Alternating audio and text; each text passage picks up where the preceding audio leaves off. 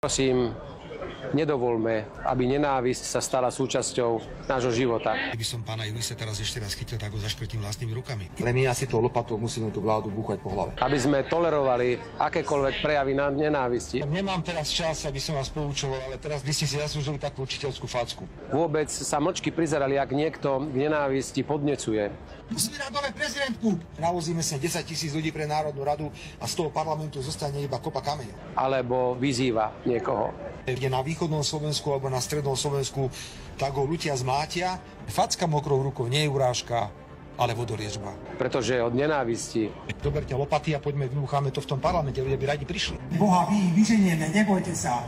Je len krôčik k tomu, aby sa zopakovali také strašné udalosti, ako pred 80 rokmi tu, na tomto mieste, kde práve stojím.